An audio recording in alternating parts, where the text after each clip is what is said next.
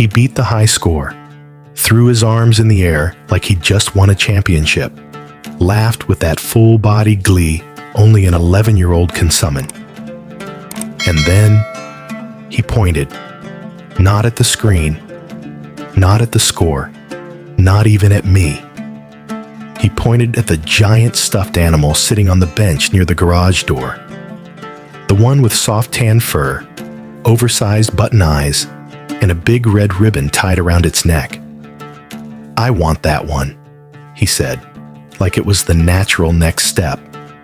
Like we were in a prize booth at a carnival, and I was the vendor behind the counter with a plastic smile and a clipboard. Only we weren't. We were in my garage, and that stuffed animal wasn't his to claim. It was for Morris, my other grandson, turning 6 next week. I had bought it with care, tucked it aside for the birthday party, a small but meaningful gift, already wrapped in my mind with affection. But Boris, my 11-year-old grandson, saw a prize, a trophy for a high score. And when I gently told him no, when I explained the arcade machine doesn't give prizes, when I said that toy was already promised to someone else, he didn't hear any of it. He ran straight toward it. There's a moment as a grandparent, one you never quite prepare for, when a child you love, a child you've held and helped and cheered for, suddenly turns that love into a demand, not out of malice, but because they haven't yet learned where love ends and boundaries begin.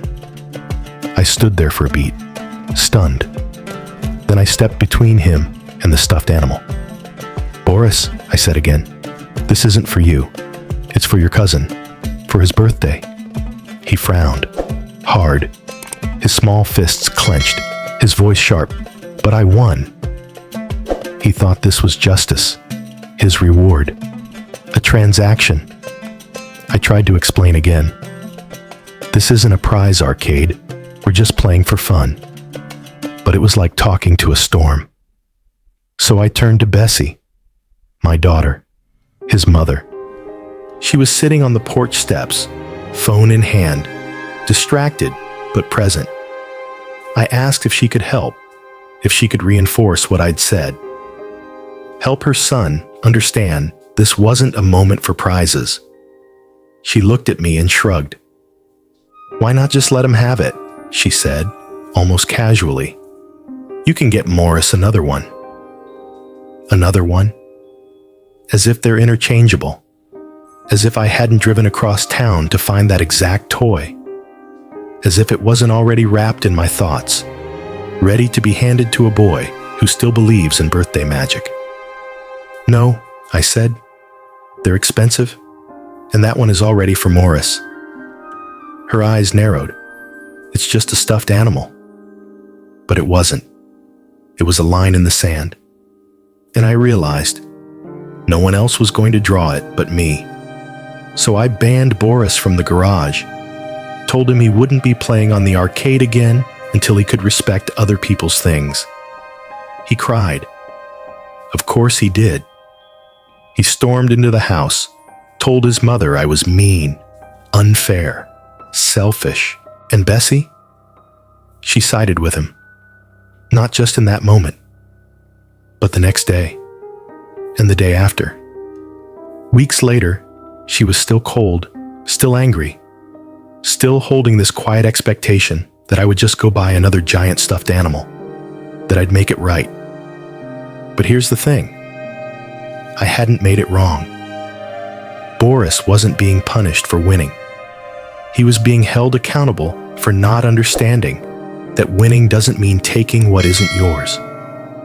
And Bessie, my daughter, the girl I raised, was treating that like an injustice.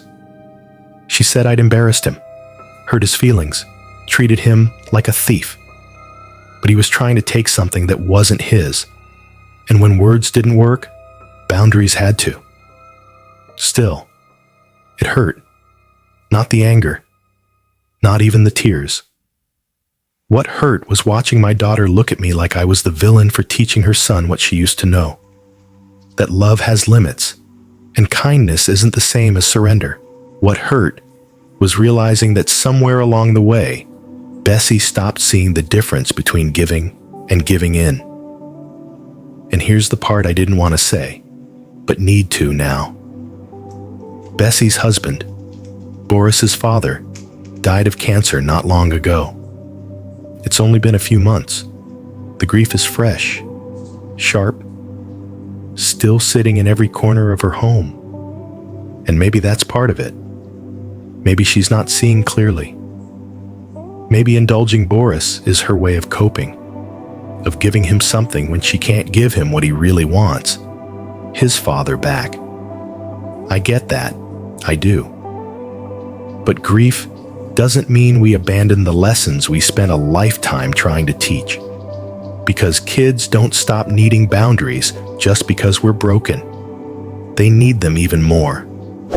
And that garage, that old arcade machine, I spent years restoring it, piece by piece, wire by wire, a labor of love, a project that connected me to my youth and gave me a way to connect with theirs. I didn't do it to hand out prizes. I did it to create moments, memories, joy. Boris got that. We all did, until he decided it wasn't enough. And now, that moment is stained. Every time I walk past the garage, I wonder if I should have handled it differently, if I should have just let it go. But then I picture Morris, turning 6, lighting up when he sees that stuffed animal, the one I picked for him, the one meant for him. And I know, deep down, that I did the right thing. Because giving Boris that toy wouldn't have been love. It would have been betrayal. Of Morris. Of myself. Of the values I tried to pass down. And still, part of me aches. Not just for the tension, but for what it reveals. That somewhere in all of this, my daughter stopped trusting me. That my grandson, who once looked up to me like a hero, now sees me as a gatekeeper. That the thing I built to bring us together might now be what keeps us apart.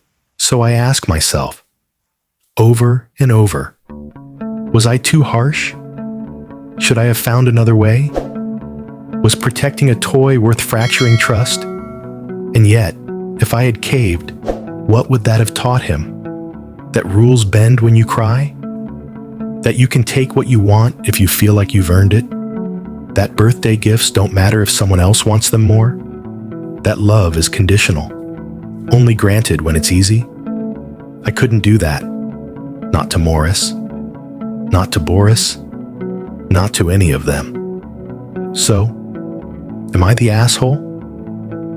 It's easy to judge a child for acting entitled, harder to see the pain behind their demands, and harder still to draw lines when someone you love is hurting. But that's the paradox of parenting and grandparenting. Love isn't about giving kids everything they want. It's about preparing them for a world that won't. What we say no to teaches just as much as what we say yes to. This story isn't really about a stuffed animal or an arcade game. It's about a grandfather trying to hold on to something more fragile than any toy: integrity. It's about a boy caught between grief and growth, and a mother drowning quietly in her own sorrow, trying to soothe a child without a map. So maybe the real question isn't, am I the asshole? Maybe the real question is, how do we love our children without losing our values? Let me know what you think. Have you ever said no to someone you love and watched it break something? Or maybe save something? Comment below. Share your story.